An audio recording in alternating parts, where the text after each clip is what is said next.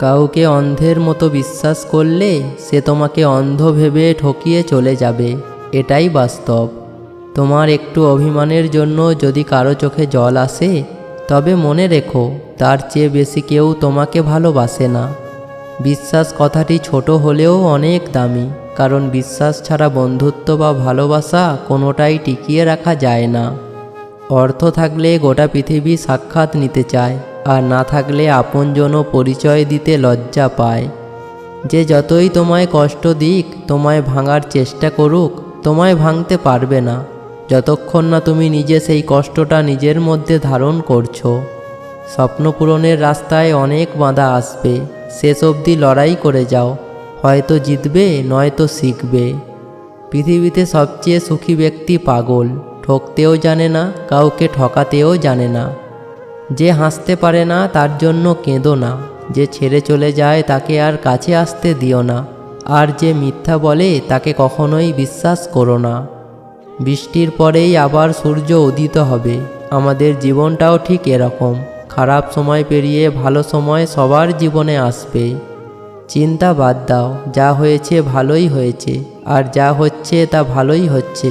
কালকের চিন্তা ধরে রাখলে আজকের সুখটুকু হারিয়ে ফেলবে। সংসারে সূঁচ হয়ে থাকুন, কাঁচি হয়ে নয়, কারণ সূঁচ দুইকে এক করে আর কাঁচি এককে দুই করে।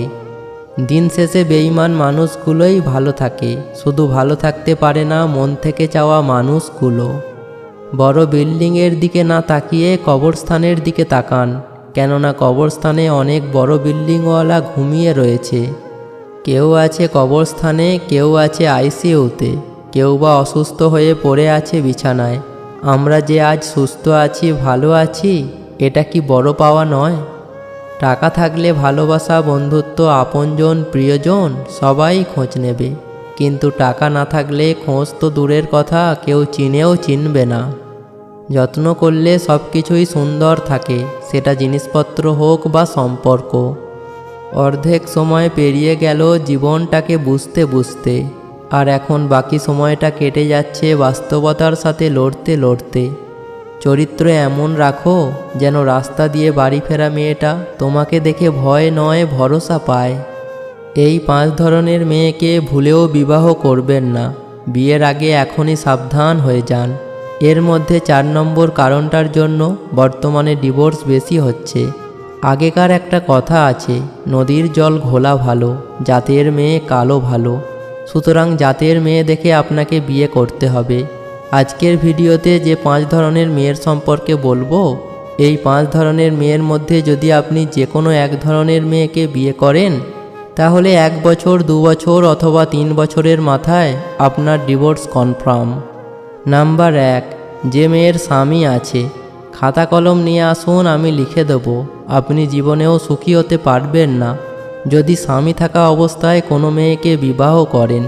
ধরুন আপনি এমন একটা মেয়ের সাথে সম্পর্ক করলেন যার স্বামী বিদেশে থাকে, কিংবা তার স্বামী কাজের সূত্রে বাইরে থাকে, বা দেশের বিভিন্ন জায়গায় ট্যুর দিয়ে বেড়ায় এবং সপ্তাহে 1 দিন করে বাড়িতে আসে। সেই মেয়েকে আপনি পটিয়ে বিয়ে করলেন, তাহলে আপনি সুখী হতে পারবেন না। এরকম অনেক উদাহরণ আছে যারা এই পরকীয়ার মাধ্যমে বিয়ে করেছে, তাদের একটা বিয়েও টেকেনি। খুব সম্ভবত 3 বছর, 4 বছর কিংবা 5 বছরের মাথায় ডিভোর্স হয়ে গেছে। একটা কথা মাথায় রাখবেন, যে মেয়ে আপনার কথার প্রবলনে বা আপনার অনেক টাকা পয়সা দেখে নিজের স্বামীকে ছেড়ে আপনার কাছে চলে আসবে, জানবেন সে আপনার থেকে ভালো কোনো অফার পেলে আপনাকেও ছেড়ে দিতে পারে। সুতরাং যে মেয়ের স্বামী আছে এমন মেয়েকে কখনোই বিবাহ করবেন না, তবে ডিভোর্সি মেয়ে হলে আলাদা কথা। নাম্বার 2, যারা টিকটক করে নিজের শরীর প্রদর্শন করে। সব মেয়েরা কিন্তু এরকম কাজ করে না। এমন কিছু কিছু মেয়ে আছে যারা কুরুচিকর অশ্লীল ভাষা প্রয়োগ করে টিকটক করে, যেটা আসলে দেখার মতো না। এদের ফ্যামিলি ব্যাকগ্রাউন্ড খুব একটা ভালো হয় না।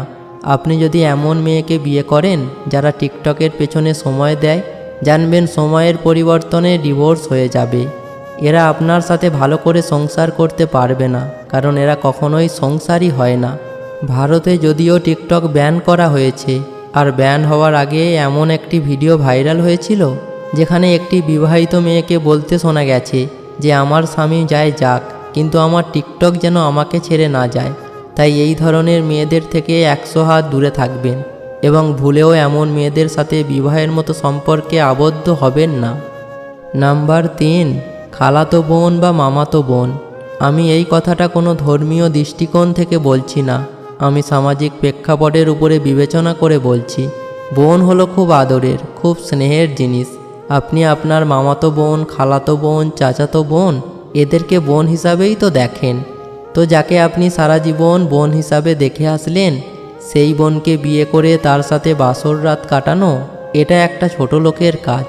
ছোট থেকে যাকে আপনি বোন বলে ডাকলেন বা যে মেয়েটা আপনাকে ভাইয়া বলে এতকাল ডেকে এসেছে, তার সাথে আপনি বিয়ে করে বাসর করছেন। খুব নিচু মানসিকতার লোকজনই এই ঘৃণ্য কাজটি করতে পারে।